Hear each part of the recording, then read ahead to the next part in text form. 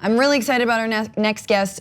This is a very long conversation. I have a feeling that we're gonna have her back on because it's a huge topic. Her name is Jennifer Cohn. She is a writer and an election integrity advocate. And she just wrote this very long, incredible piece called How New Voting Machines Could Hack Our Democracy. Jennifer, welcome to the conversation. Hi, thank you for having me on the show. Thank you for being here and thanks for writing this really in-depth piece, which was fascinating and terrifying. I wanted you to take us through it a little bit. Specifically, talk about this new voting machines that are being implemented in 250 jurisdictions across the country, called ballot marking devices. That's sort of where you focus. Yes, so there is a new type of voting machine that has been selling really like wildfire throughout the United States, and it's called a universal use ballot marking device. And what it is it's a touch screen voting machine, so it looks like a touch screen, but its primary and really only function is to be a hackable electronic ballpoint pen. And the problem with that is that unlike a real ballpoint pen, of course, a touch screen voting machine can be hacked and it can malfunction electronically. Most commonly with touch screens, we see vote flipping due to miscalibration or operator error, or really the cause is never known to the general public.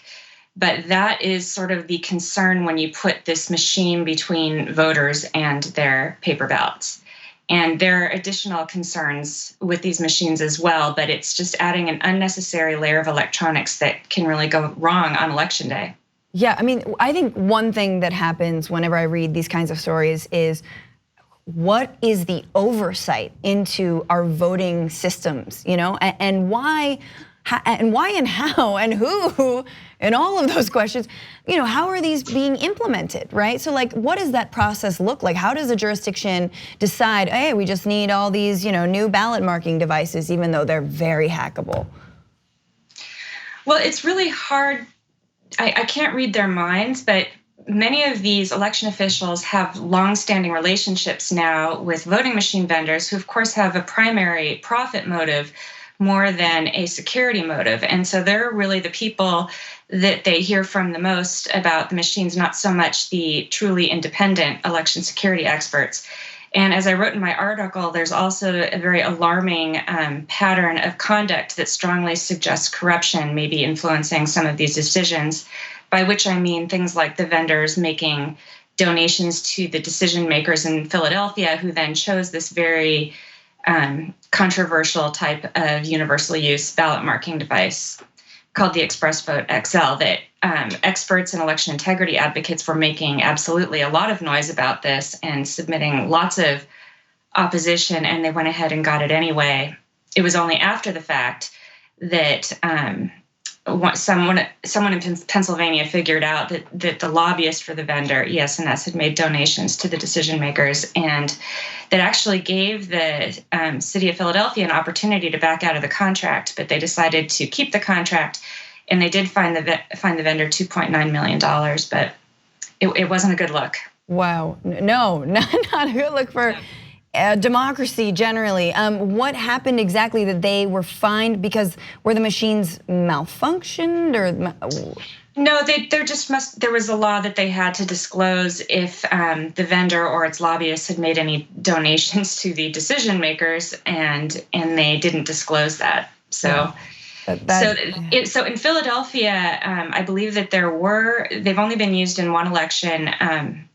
Another county actually followed Philadelphia's lead, Northampton County, and they did use those toward the end of 2019, and it was one of the more spectacularly catastrophic fails for a new voting system ever. The machines had to be cracked open, and so that they could be what these BMDs are. So they are ballot marking machines with an integrated scanner instead of a separate scanner to do the actual counting. Okay. And that sort of ups the complexity a whole extra level. And anytime you up the complexity, there's more of a chance of malfunctions. And that's apparently what happened. So there was a Democratic candidate I believe he was running for a judge, and he was showed as only having something like 15 votes in this one area, and it turned out he really had 1,000, and he ultimately proceeded to win the election. And in fact, I think the Republicans after that, so originally the Democrats were really worried. Afterwards, it was the Republicans who were really worried. There was not an election challenge ultimately filed. But the thing is, there were additional problems as well that are unique to BMDs and unique to the touchscreens, which is you often hear of miscalibration, and that's what leads to vote flipping. And sure enough, that's what was happening in Northampton. There were voters complaining of that. And hypersensitive touchscreens and hypo. I don't think they had hypo, but that's another possibility with touchscreen systems. But the hyper can make you select someone you didn't mean to. Right. I mean, all of this, it reminds me of the Iowa caucuses and using an app to verify a vote that was, going perfectly fine for decades, and adding more layers in a way to make certain vendors money, right? And that's sort of the ultimate goal. And as you pointed out, those conflicts of interest and that corruption is, I mean, it's mind-boggling that this is allowed to happen. But I want to know what are they selling people on, right? Like what are these ballot marking devices doing? What is their case to be made for why jurisdictions should get them? It was kind of sly. So what happened is, for years, independent election security experts have been calling for paper ballots. And the idea is to have a software independent record of voter intent, a hand-marked paper ballot that you could compare against the electronic total to see if there was hacking. And so I really think that the vendors had a profit motive, that they call these ballot marking devices that create a machine marked printout instead. So it's not actually software independent. They call them paper ballot systems, and they managed to get a lot of headway on that. And I've spent a good part of over 2 years trying to get people to not just say paper ballots, but to add that hand-marked prefix. And it's been a real uphill battle. So they sell them as being more secure because they've got, they do have paper. Just because they print? They print, it's a hackable machine that prints the paper. And the thing is that studies have long shown that the majority of voters don't notice if a voting machine has flipped their votes, whether on a piece of paper or on the touchscreen itself. And in fact, a very recent study showed that 93% of errors were missed by voters in the study on these machine-marked so-called paper ballots. Right. But they're selling them as being more secure. And I think that some of these counties that already had touchscreens are more comfortable with using what they already had. So that might be another selling point. The one thing that, when you really get into it with a ballot marking device proponent, they often will say, well, with hand-marked paper ballots, voters are sloppy and they're going to make mistakes. But of course, the same thing is true if you're using a touch screen. There's going to be a certain number of voters who mistakenly push the wrong button. And the data, as far as if you get scientific about it, the data doesn't really back up the notion that there is a significant enough problem with mismarks on hand-marked ballots to warrant the additional risks of a ballot marking device. I mean, I can only, it's just scary to me that I have to give my mother tech support on a regular basis on like an iPad. Now imagining her trying to vote on something that's an iPad, well, it's like, okay, slow down. I want to. And a lot of the poll workers are older people as well, who maybe are not as comfortable with technology. So inevitably, when things go wrong, as they will, a lot of them aren't going to be comfortable handling trying to fix it. Sure. And so, how? Because you sort of talked about this, but how are these ballot marking systems more susceptible to hacking? Well, what they do, so what about 75 to 80%, about 75% of the country does, is they use hand-marked paper ballots and a scanner. And then you really have you still have to deal with the scanner, but at least you have a truly software independent record of voter intent that you can go back to later to compare against the total that comes out of the scanner.